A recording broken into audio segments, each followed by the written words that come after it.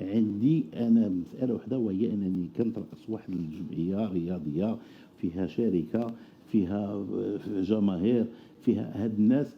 باش تساعدهم الا انك تقوم بالتسيير.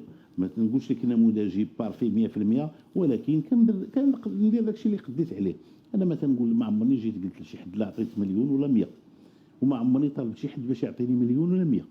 انا كنسير كتدبر الامور ديالك كندبر راسك. الامور ديالي. هذا هو دورك. ومحافظ على الهيبه والكرامه ديال نادي الوداد. الا جا شي حد قال لي راه نهار بدينا وبغيت التحويل للشركات، راه كان كلشي كيسبني على اساس انني علاش ما بغيتش نبيع 70%.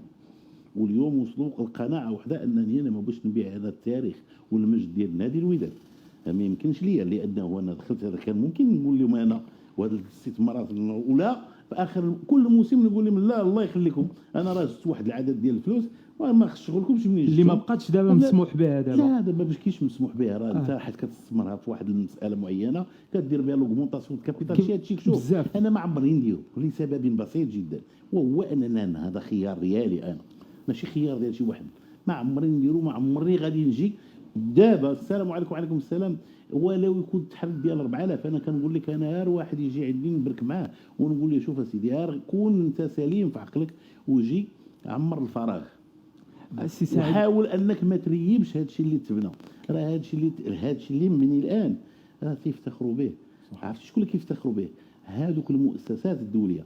راه لاكاف وحنا بالمناسبه سوبر ليغ بغات بلاتي اختيار ديال السوبر ليغ اختاروا من بين 8 الفرق على الصعيد الافريقي.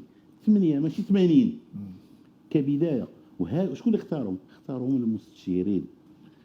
انا ماشي اخترتهم من غير لاكاف، عطاونا كايد شارج تيقول لك شحال عندك ديال الفلوس، شحال غادي تستثمر، واش غتستثمر في هاد اللاعبين، واش خلصتي الامور ديالك. هادشي راه ماشي كتجاوب بالهضره، راه كتجاوب بوثائق.